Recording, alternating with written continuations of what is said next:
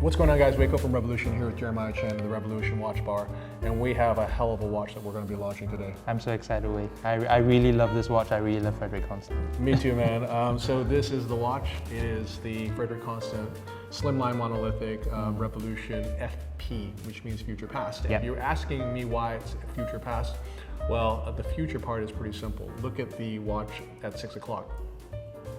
So what you see there is a silicon oscillator, actually a silicon monolithic oscillator that replaces 26 parts in a traditional watch. Yeah, 26 parts of the balance and the escapement assembly. So imagine, like here, you're taking the balance wheel, you're throwing it away, the hairspring, you're throwing it away, the anti-shock, you're throwing it away, and even the escapement, you're throwing it away. Yeah. And you're replacing it with a monolithic oscillator that vibrates at freaking 40 hertz, or 80 beats per second. That's insane. That's 288,000 vibrations per hour. Dude, that's absolutely nuts. And what's so cool about this watch is that it features a central seconds hand, and that central second hand glides so smoothly around the perimeter of the dial because it's adopting 80 freaking beats per second, dude. That's insane. Yeah, right? and because it's made of silicon, this disc, right, it's completely amagnetic. It doesn't require lubrication, and I believe the amplitude that it vibrates at 6 degrees. 6 degrees. Oh my So what's goodness. amazing about this is the power consumption for this is so low that the same caliber, without the monolithic and using the traditional escapement balance wheel, whatever, 38 hours of power reserve. But with this and jettisoning that, because of the low degree of amplitude, 80 hours of power reserve. I mean, it just goes to show you more than double the power reserve using this, right? And it's so cool. So this is one of the greatest innovations in watchmaking. And when it was launched in 2021, I was like, dude, that's insane. Now check this out. This is the crazy part about it, because yes, people have like tried to do various experiments with like these high frequency regulators, right? So Also made of silicon. Yeah. also made of silicon.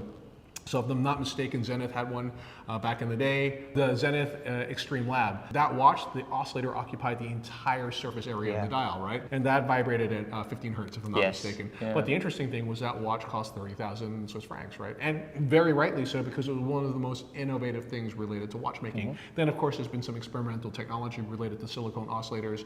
There is the microgirder from Tag Heuer. And then there was also even a oscillator created by Denis Flageolet of that thing called the Resonique, which vibrates at 926 hertz.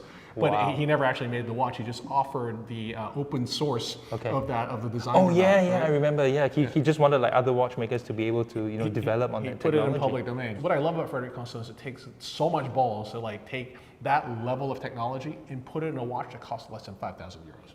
Yeah, I think it's 4,795 euros. I mean, that's absolutely nuts. You're getting this kind of crazy innovation in this watch. But anyway, that was the F part of it, right? The future part of it. So we wanted to use this crazy oscillating device to create our watch, but we also wanted to create an incredible dynamic tension between the future and the past, which is the P. So the P is what has informed the design of this watch, because we wanted a watch that looked like one of the most classic chronometers from the 1940s, with this beautiful frosted section of the dial in the center. I would even say it's aggressively frosted, right? Aggressively so much more pronounced. The Grenet section, followed by this wonderful section that is aggressively circular brush, followed by another section at the perimeter for the minute track or seconds track, which is also once again aggressively frosted, or Grenet as they say in French. And the result is you get this beautiful contrast in the dial, and then on top of that, we want to put these oversized applied Breguet numerals, because we just love that look. That to me is the iconic look of chronometers from the 30s and the 40s. Yeah, completely agree. I mean, as well as the Breguet style hands, or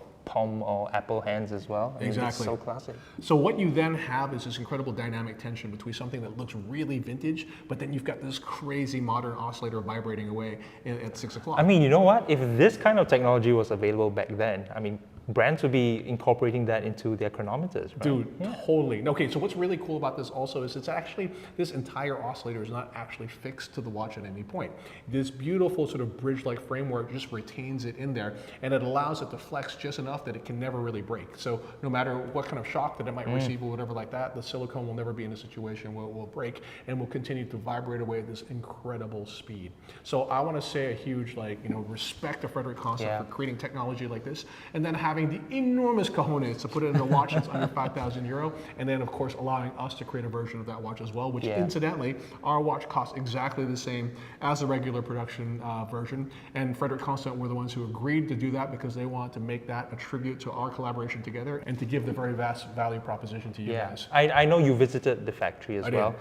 and you spoke with the lead watchmaker as he was assembling, one did. of these incredible oscillators, and they had to develop a whole new machine, correct, to test and to regulate, because current machines will not be able to sense or detect that many vibrations. I mean, that's a really good point. You're a watchmaker, so you know the way in which people normally regulate a watch is through the sound of it, right? Yeah. The witchy machine, Correct. right? So, but of course, this doesn't make any, Yeah, this doesn't make any sound. Yeah, it's right? completely silent. And so they couldn't use a traditional regulating machine. They would use so a what laser, they had to do right? is they had to create their own laser machine. Oh my goodness. That captures 250,000 measurements per second, right? That's absolutely nuts. So not only did they have to be daring enough to create this technology, daring enough to introduce it into a serial production watch, but they actually had to figure out how to regulate the damn thing, right? Which is, I find, amazing as well. And incidentally, if you want to know how you regulate it, there's actually little inertia blocks on the oscillator itself that are adjusted in terms of position, right? Like a free-sprung balance, but better. That's so cool. I mean, this is why the ethos of Frederique Constant, it says it's affordable luxury, trying to bring luxury to a wider audience, and this watch really epitomizes that, I feel. I have to say, of all the limited editions that we've done, this is one of my favorite, simply because it just represents such an incredible collision between groundbreaking, game-changing technology and just super cool, old-school design. So Niels Eggerding, in particular, managing director of Frederique Constant, my buddy Pim, lead head of product, and also, incidentally, new owner of Christian Vanderklau. I love you guys. Thank you for allowing us to work on this. You guys rock, and guys, I hope you like this watch. Jeremiah, thank you, sir. Oh, I love this watch. I think you guys are really going to love it as well. Cheers.